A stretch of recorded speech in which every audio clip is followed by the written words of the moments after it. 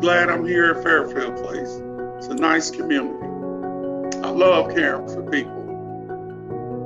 My name is Bryan Roseman. I work at Fairfield Place in Fairfield, Ohio. I monitor all nursing in this community. I oversee to make sure everything's running smoothly. Back in the spring, Roseman and his coworkers, like communities around the country, had to adapt to COVID-19. That included additional cleaning routines and limiting visitors, many seeing loved ones outside or through the security of a closed window. Months later, he learned about the virus firsthand. Myself, in October, contracted COVID-19. I was scared. My family was scared because you don't know how your body is going to react to it. During this time, I did have thoughts that I might not make it. So I wanted to make some calls, especially to my mother, and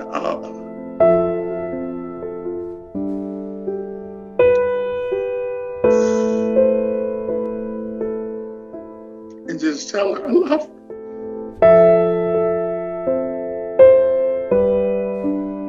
In December, COVID-19 was ranked as the leading cause of death in the U.S. in 1 week, eclipsing the number dying of heart disease or certain cancers. All of a sudden had the chills. My feet had got cold. Then I checked my temperature. It was elevated. So after my results came in positive, during the night, I had the chills and sweat so bad where I was changing my clothes like 4 times during the night. I was able to pull through it, but you look at things differently. That person that you really love and care about, definitely don't wait till tomorrow. Let them know you love them today. And that helped get me through it. Man, it done touched every staff member in this community. I haven't hugged my mother since March. It's gonna be brighter days coming real soon. And that's why I'm encouraging everybody to take the vaccine. The Centers for Disease Control and Prevention, or CDC, says COVID-19 vaccinations are up to 95% effective against the coronavirus. Hundreds of thousands have passed away from the illness, but communities of color are specifically at risk. The CDC says compared to their white counterparts, African Americans and Hispanics are nearly 3 times more likely to die if they contract the virus, meaning the need for the immunization in those communities is great. But there is an alarming gap in the desire to get the shots. An Associated Press survey found less than a quarter of African Americans and slightly more than a third of Hispanics say they'll get vaccinated. Indianapolis area doctor Miracle Anakunte suggests why.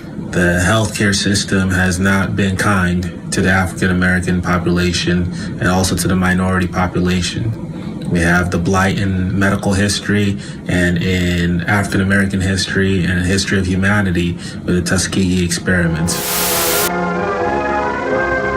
In 1932, the U.S. Public Health Service began the Tuskegee experiment. The goal? To study the natural progression of syphilis. It strikes men and women in the prime of life. Hundreds of African-American men from Alabama were recruited with the promise of free health care. Those running the study knew nearly 400 had a form of the disease, but told none of them. Dozens eventually died, more passing away from complications before the experiment, called shameful and racist, was finally ended in 1972. What continued, however, was the distrust for treatments within minority communities for generations. There are a lot of people, including many in the Black and Latino communities, who are nervous to take this vaccine. What do you want to say to all of the people who are thinking about skipping the vaccine out of fear? Do not skip the vaccine. But this is not Tuskegee. This vaccine is something that can help stave off the pandemic that is rampaging through the communities of African Americans, Blacks, Latinos, and other minorities as well. I trust science. What I don't trust is COVID-19, and you should not either. Sandra Lindsay was the first American to get the coronavirus vaccine. But deep-seated distrust isn't the only inoculation obstacle. Speaking to some of my friends, I really think they have received misinformation. Like, this is designed to affect the Black race. I have heard that the government is lying to you. I have heard that this was put out to suppress poor people.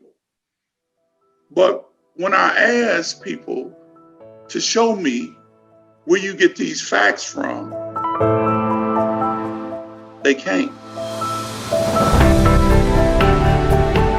As an African American man, I think I owe it to my community to lead, and I hope people will follow. I would have gladly been the first one to take it.